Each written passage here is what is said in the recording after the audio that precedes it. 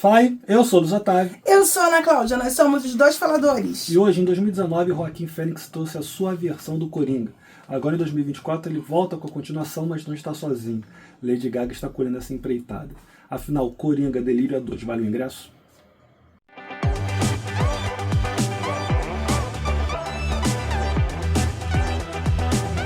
Fala, gente linda, já se inscreveu no nosso canal? Não? Não espera mais, aperta inscreva-se, toca o sininho todinho para receber notificações de vídeos novos, deixa teu joinha e, claro, comenta conosco quais são as suas expectativas para o filme. Você pode não estar acostumado em ver a gente falando aqui sobre estreias, né? Porque tem tempo que a gente não consegue falar sobre elas, justamente porque tem estreado um monte de coisa fora os acontecimentos que vocês já sabem que andaram acontecendo, né? E aí vamos lá, então, falar se o novo Coringa vale o ingresso. O filme estreia essa quinta-feira. E na história a gente tem a continuação, né, do primeiro filme. Então o Arthur Fleck precisa lidar com as consequências das atitudes que ele teve no último filme. A gente vai acompanhar então os dias dele no Asilo Arkham enquanto está acontecendo o julgamento. E é basicamente isso, né? É verdade. O filme é muito bem construído e a primeira coisa que eu posso até falar, acho que não seja nenhum spoiler, é um musical. Então, talvez não seja um filme para todo mundo, primeiro nesse aspecto, porque eu sei que nem todo mundo curte musical, e ele realmente é um musical. Talvez ele consiga encontrar, até na forma da loucura, o encaixe das músicas, que não fique tão com carão assim de musical. Mas é um musical, não tem como negar isso. Mas eu acho que ele tem bem carão de musical. E aí, por isso, eu acho até para quem é fã de, talvez, de filmes de heróis, seja um incômodo para algumas pessoas, elas não possam não curtir o filme. Além disso, a própria forma como o Coringa é retratado nesse filme, coisa que a gente já falou lá em 2019, e aí se você quiser assistir esse vídeo que a gente fala do Coringa lá, 2019, você vai encontrar no nosso canal antigo, né? Os dois faladores estão lá ainda, lá, se você quiser ver. E ele vai basicamente sobre... É porque é um filme muito mais sobre a loucura e sobre o sofrimento, sobre essa dor, do que exatamente um filme de um grande vilão, que tem como seu arqui-inimigo o Batman. Tanto que o Batman nem aparece. Que pra mim, que não sou fã de Batman, é um ponto a favor. Porque se o primeiro filme vai falar, né, sobre o que faz uma pessoa chegar à loucura, né? Qual é o ponto em que uma pessoa é quebrada, né? Todo mundo tem um dia em que tudo muda, né? Que ela se torna maluca, enfim. Tinha uma frase semelhante a essa lá nos quadrinhos, eles falam no filme, mas o filme vai acompanhar então justamente o que é vivenciar, o que é viver nessa loucura. E aí a gente tem... E a loucura 2, que também é um fenômeno estudado pela psiquiatria. O quê? O delírio 2. É um tipo de fenômeno que não chega a ser um distúrbio, mas é quase um fenômeno onde você vai encontrar duas pessoas que têm distúrbios, que são de alguma forma complementares, que alimentam a loucura um do outro e que fazem com que eles tomem atitudes que talvez sozinhos eles não tomassem. E aí tem vários crimes, até aqui no Brasil mesmo, em que você encontra a descrição desse fenômeno do delírio A2. Inclusive nos livros do Foucault, que é um grande psiquiatra que estudou essa questão do vigiar e punir, da loucura e do crime, que também vai falar sobre esse... Inclusive foi ele que cunhou essa expressão do delírio A2.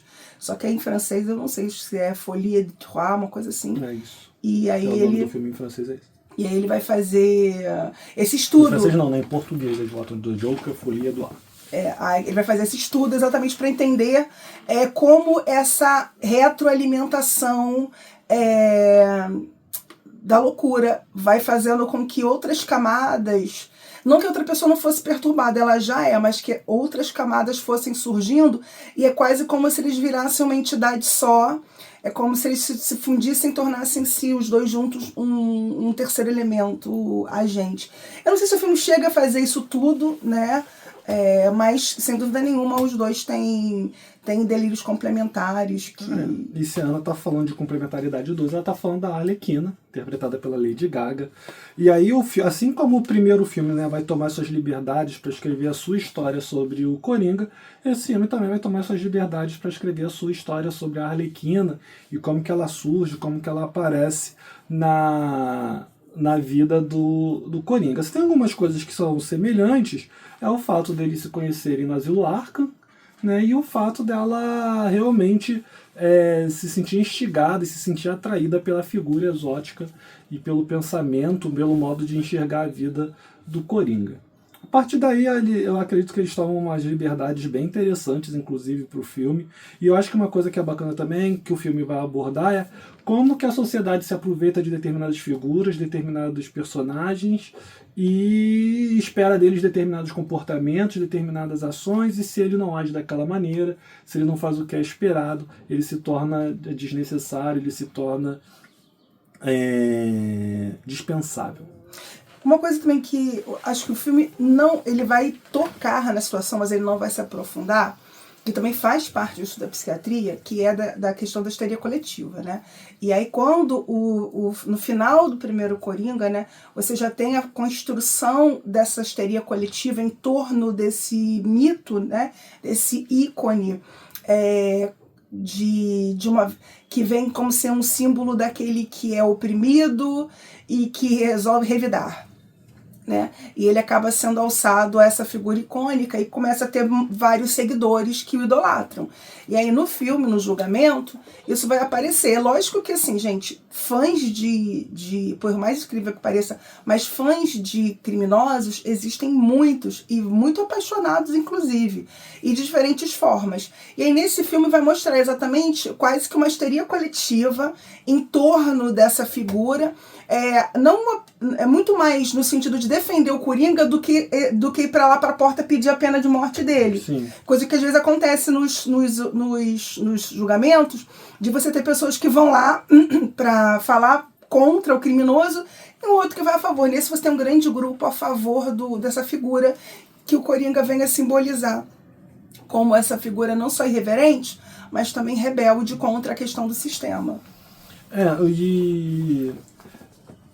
Quem acompanha a gente há mais tempo, quem acompanha a gente desde o canal antigo, sabe que o primeiro filme do Coringa é um filme que a gente acha legal, mas não é um filme que a gente fique, meu Deus, que filme é esse? Pelo amor de Deus, pai, o melhor filme de super-herói que tem. A gente nunca foi por esse lado, a gente sempre achou um filme bacana, beleza, mas nada muita coisa além disso. E a gente talvez já vá abrir uma polêmica aqui, porque pelo menos pra mim, a continuação é melhor do que o primeiro. Esse segundo filme me marca muito mais, ele me traz muito mais coisas marcantes do que o primeiro me traz em si. Eu não sei se a Ana pensa assim, mas quando eu saí lá do cinema, com as pessoas que eu conversei, eu fui voto vencido. Eu acho que eu tenho a tendência a gostar mais com o tempo, inclusive. Eu gostei muito, não sei eu não sei se eu gostei muito mais do que o outro, mas eu sinto que talvez é um filme que eu vou gostar mais ainda com o tempo. Uma coisa que eu acho importante falar, que eu acho que é indiscutível, é o trabalho do Joaquin Phoenix. Primoroso. A transformação física, né, para que ele chegasse a esse Coringa, que é um cara quebrado, é um cara fragmentado. E aí ele não é, talvez para alguns seja um problema, um vilão com sede de sangue, maníaco louco, simplesmente. Eu não acho. Eu acho que ele é muito mais um cara que tá destruído, quebrado, fragmentado e, por causa disso, tomou atitudes negativas, mas eu não consigo enxergar nesse vilão, nem do outro, nem nesse agora, o Coringa que eu vi na minha infância. Mas eu acho que isso não é mais um problema, porque quando isso foi problema foi no primeiro filme. Mas, de novo, eu acho que algumas pessoas também vão... Até porque eu acho que ele aprofunda mais ainda a questão do humano. Porque sim, esse filme do Coringa é um filme... torna o Coringa absurdamente humano. E aí eu acho que esse aprofundar pode ser uma questão que aí a galera vá contra. Porque, infelizmente, né, como sempre acontece com movimentos culturais que atingem o hype, vão ter parcelas extremistas que vão tentar se aproveitar. E aí muitos viam no Coringa aquela figura antissistema, né? Aí você começa a ver na internet fotos com frases da profundidade de um pires com a foto do Coringa no fundo. E às vezes tira do contexto também. Tira do contexto. Então, assim, esse cara aqui para uma parcela extremista da sociedade, né? Uma parcela que se sente injustiçada, uma parcela que acha que a sociedade não reconhece o valor daquele cristalzinho, daquele alecrim dourado que está lá dentro do quarto e o mundo é muito cruel com ele e coisas do tipo. Eu acho que essa parcela que de uma maneira viu o Coringa como seu símbolo pode ficar frustrada. E até mesmo de força. Sim, e aí pode ficar frustrada e tentar fazer um hype contra o filme e começar coisas do tipo, esse não é o Coringa que a gente conhece, que não sei o que, e coisas do tipo. Porque eu também acho que esse filme é muito mais sobre o Arthur Fleck. Arthur Fleck. Fleck, não. Eu sempre mudo o nome das pessoas, incrível. É mais sobre um filme sobre o Arthur Fleck do que sobre o Coringa em si. Então, ele vai aprofundar mais sobre esse indivíduo, compreender, inclusive sobre o seu próprio delírio, né? Como que ele se constrói, né? A imaginação, como a imaginação é uma coisa mágica, importante no ser humano, mas como ela pode ser um escape tão grande que diante de grandes traumas você se mergulha nela profundamente. E eu acho que o filme, até falei sobre isso nas primeiras impressões, ele é um grande mergulho dentro de um delírio. E nesse ponto, a figura para mim do Coringa, tal, ele está bem menor do que o Arthur. Apesar do que o Arthur é uma figura realmente desinteressante. Você pensar no Arthur mesmo, ele é um cara, coitado, sem charme, sem carisma, sem tiradas. É um cara que, assim, que não conseguiu nada na vida. Um cara que não consegue fazer piada. Não consegue fazer uma piada, ele não tem um brilho, ele não tem vida. Ele, sabe, ele é um zero, sabe? E o filme vai justamente debater essa dualidade, né? De como uma pessoa que é tão zero, né, pode movimentar pessoas em torno de uma imagem que é criada, em torno de uma imagem que é produzida e que de certa maneira não, né, que o Arthur Fleck vai acabar externalizando, vai acabar produzindo de alguma maneira também, mas que no fundo não é quem ele é de verdade. Acho que eu falo que na verdade o Coringa é tudo que ele gostaria de ser. Só que você ser quem você não é sempre um peso. Uhum. E o filme fala sobre isso também. E aí, claro que essa figura do Coringa, ela apaixona, ela interessa, ela instiga, ela invoca a imaginação. E isso traz a mídia, o circo midiático todo em torno, né? Você tem toda uma população comovida, mexida. Cada coisa que ele faz, por mais simples, por mais tola que seja, tem gente aplaudindo, como se ela tivesse um significado oculto de questionar o sistema, de questionar a justiça. Mas, na verdade, é só ele sem saber muito o que fazer. Sim. Porque por mais que o Coringa seja um ser incrível, ele ainda é uma faceta dentro do Arthur. E o Arthur não é um cara brilhante, né? E aí ele, quando, por exemplo, precisa talvez de uma sagacidade, um brilhantismo de inteligência acima da média, ele não tem. Mas o povo enxerga isso. A cada pequena coisa, ela transforma isso em algo muito maior. Que no fundo, é algo que às vezes até companheiros nossos aqui no YouTube tentam fazer com produções ou com cenas que, na verdade, o filme é só um filme. E a pessoa tenta transformar na última obra de arte, absorvam todo o conhecimento que essa obra tem para te trazer, quando, na verdade, às vezes é o menos importante no filme.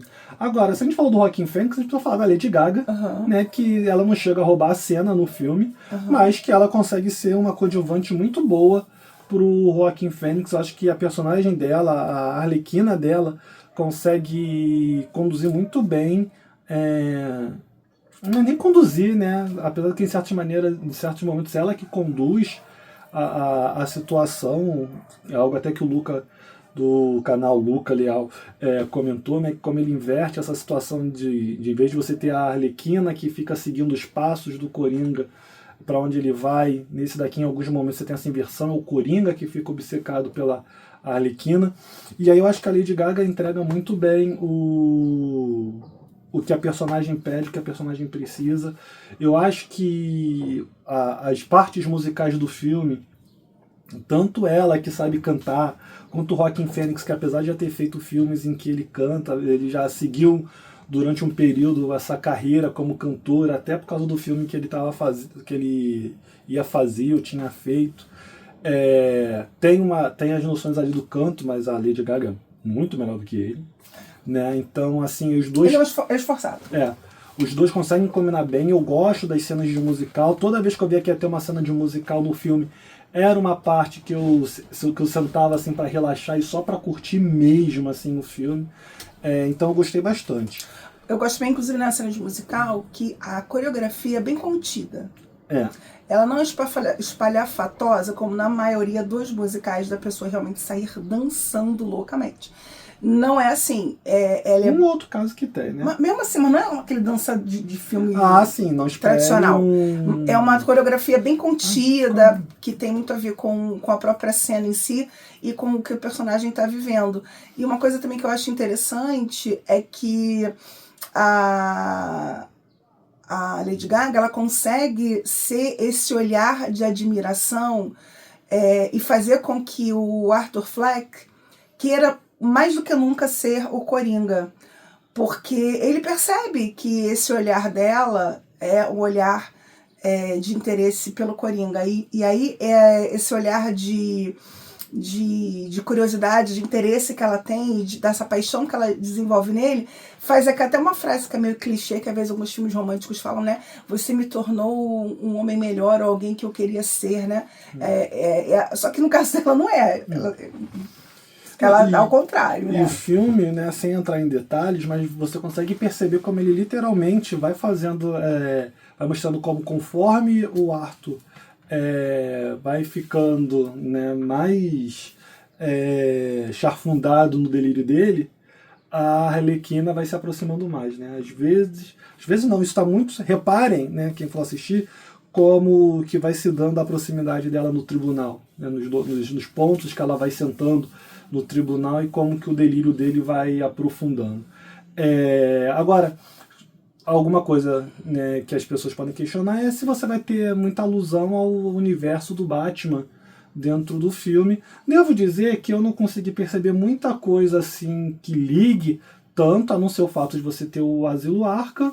E tem um detalhe lá que eu não vou contar. A própria Gotham não é, nesse filme, como talvez no primeiro tenha sido um pouco mais, um elemento tão presente e marcante, quase como um personagem. Não, a Gotham, ela nem é ponto de fundo dessa história. Porque o filme vai se passar muito dentro do asilo e do tribunal. E aí, assim, o máximo que você vai entender dessa questão cinza e triste da cidade é a chuva, o clima. E só pra eu concluir aqui, tem um detalhe, que não é tão detalhe dentro do filme, que é bacana, eu não vou dizer, para não estragar a surpresa. E pra gente se encaminhar pro final, a abertura do filme é muito legal. Não é inovador, mas eu gostei bacana de como que é a abertura do filme. Eu acho que ela já dá muito bem o pano do que o filme vai tratar, inclusive. Eu acho que ele consegue trabalhar muito bem. Ele faz um resumo do que aconteceu no filme anterior e já te prepara para o que vai ser debatido ao longo das 2 horas e pouca que tem o filme. E para resumir, vale ingresso? Vale o ingresso, vale uma pipoquinha, vale um refrigerante. Foi o que eu comentei, né? Algumas pessoas que a gente conversou não curtiram tanto o filme assim, mas a gente gostou bastante. Você sabe que a gente é meio controverso nessas coisas, está todo mundo gostando e a gente não suporta, e às vezes a galera não curte tanto e a gente gosta bastante. Eu gostei, eu me entreti, eu curti, eu mergulhei sem ficar criticando, sem ficar o filme não é superficial, analisando o filme muito não, sabe? Eu acho que o filme ele não é superficial, e eu também acho que ele consegue até ser mais profundo do que o primeiro. Né? O primeiro a galera trata como se fosse um fundo, né? um oceano de reflexão, quando ele é muito mais direto. E esse eu acho que ele debate questões mais profundas, ele vai charfundar mais nas questões do Arthur Fleck, a relação dele com Coringa, e quer queira que não com a Arlequina. E para terminar, eu quero dizer que o Joaquin ele conseguiu aprimorar a gargalhada sofrida. Isso está aprimorado num nível absurdo, em que você sente que ele não consegue controlar o riso, mas o quanto esse riso custa de dor para ele é absurdo. E o quanto aquilo reflete a dor que ele está sentindo de forma absurda. Isso foi aprimorado também do primeiro para o segundo.